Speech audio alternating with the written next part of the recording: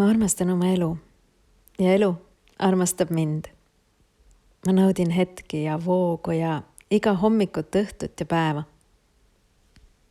Aga see pole mulle ise sülle kukkunud.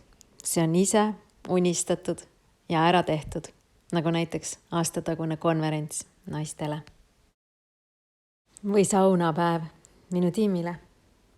Ja kõigist nendest kogemustest saavad kokku minu raamatud.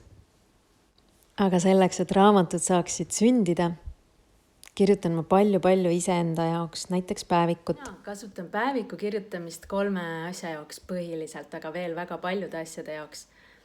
Aga võib öelda, et selleks, et oma loovaid ideid rafineerida ja oma loovust sinna kirja panna ja seal arendada, siis selleks, et oma emotsioone tasakaalustada, neid endast välja saada, neid analüüsida ja ennast niimoodi arendada või nagu emotsionaalselt läbi töötada teemasid. Ja 3. viis, kuidas ma kasutan päeviku kirjutamist, ongi selleks, et enda isiksust teadlikult arendada ja kujundada ja enda elu teadlikult arendada ja kujundada. Ja et jätkuvalt häid mõtteid tuleks ja need oleks ka niimoodi mõnusalt selgeks selitatud, käin ma palju looduses. Mere ääres, metsas, see on minu kodumets. Mina olen viimastel aastatel veetnud osa jõulupäevadest täiesti üksi ja see ongi mind pannud armastama seda üksindust, pimedust ja vaikust, mida jõulupäevad võimaldavad. E-mail ei tule sisse, kõik inimesed on kusagil oma peredega ja oma tegevuste juures.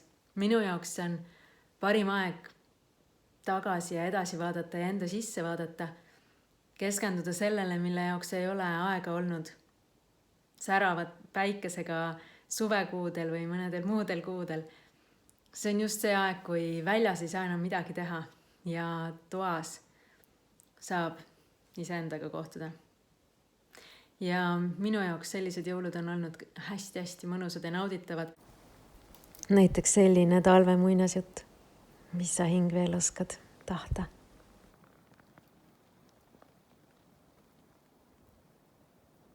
Kas sa oled mõelnud, mis on sinu armastuse keel? Minul pole kass ilma aegu. Minu armastuse keel on puudutused. Või vaata, ma ei pannud ilma aegu raamatu nimeks Hingele pai või Kõhule pai. Et see on seotud sellega, mis on mulle tähtis ja mis väljendab seda armastust. Ja mul on päris huvitav, sest mu lapsel kindlalt ei ole puudutus armastuse märk.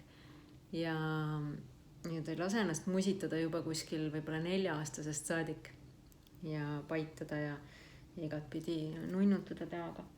Aga selle jaoks mul on siis kassja, kes nurrub tingimusteta. Ja ikka veel on talv, aga ma juba hakkasin midagi sinu jaoks kirjutama. Kell on 6 õhtul ja ma olen 12 tundi ärkvel olnud. Ja see ei ole sellest, et see on mingi unetus või mingi probleem, vaid vastupidi, see on teadlik valik. Minu meelest on hommikul vara ärkamine kõige kiirem tee enesekindluseni, asjade tehtud saamiseni ja sellise mõnusa, magusa rahuldustundeni. Ja mulle kunagi ütles Sandra Vabarna, et sellel, et hommikul vara ärgata, on ainult üks eeldus. Ja sa tead seda tegelikult. See on see, et tuleb varem magama minna, õigel ajal magama minna. Ja ma tean, et ei raatsi ja ei saa ja see on võimatu ja me oleme õhtuinimesed kõik, mina olen ka õhtuinimene. Aga tegelikult see toimib. On küll võimalik minna varem magama ja on võimalik ärgata loomulikult ilma äratuskellata ja asuda hommikul oma kõige tähtsamate asjade kallale.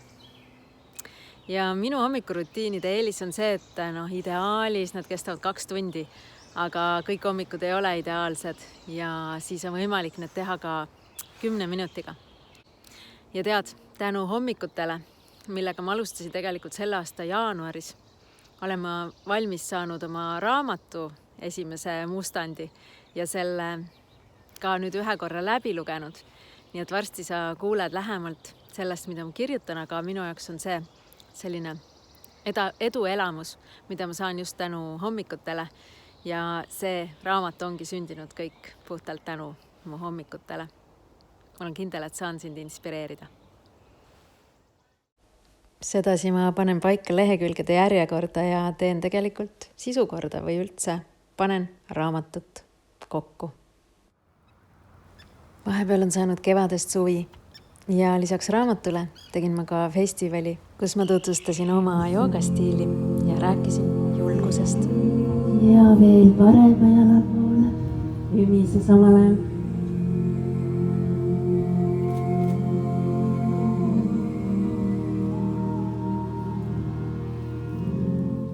Süües kasvab isu ja tegutsedes kasvab enesekindlus. Ma arvan, et sellest jutust, mis ma sulle räägin oma elukogemustest, läheb sinu elus midagi idanema. Julgus tõi mulle sellel aastal mitu väga ägedat tutvust ja koostööprojekti. Näiteks tuli festivalile esinema Vishen Lakhiani, aga pärast festivali oli paus iseenese jaoks. 15-aastasena ma otsustasin kooli vahetada. Ja mu ema rääkis mulle alles nüüd, et ma olevat talle sellest teatanud kusagil paar nädalat enne septembri algust. See aga oli hästi suur muutus, sellepärast et see oli hoopis teises linnaosas. Ma pidin hakkama ärkama kell 6, koolitee võttis üle tunni aja ja selles koolis oli õudselt raske. Aga midagi läks just sellest ajast idanema. Ma hakkasin elevusega ärkama. Ma hakkasin rahuga magama ja ma hakkasin isuga elama oma päevi. Ja tegelikult on see ka nüüd 28 aastat hiljem samaks jäänud. Ja ma seostan seda sellega, et ma olen või sain siis oma elu juhi rooli justkui või juhi tooli. Ja ma sain ise määrata, ise otsustada ja ise valida, isegi kui see oli raske. Ja see andis teistsuguse rahuldustunde. Mina olen Merit Raju. Ma korraldan enesearengu festivale. Ma kirjutan raamatuid praegu juba 8. ja sellest ma tahtsingi sulle rääkida. See on praegu sellisel kujul. Läheb homme toimetaja kätte, et siis viimast korda minu juurde jõuda ja siis juba kujundusse minna. Selle pealkiri on Elu uus tase. Tõuse elevusega, ela isuga, maga rahuga. Ja miks siis elu uuele tasemele üldse viia tahta? Ma arvan, et see on selline instinkt tegelikult.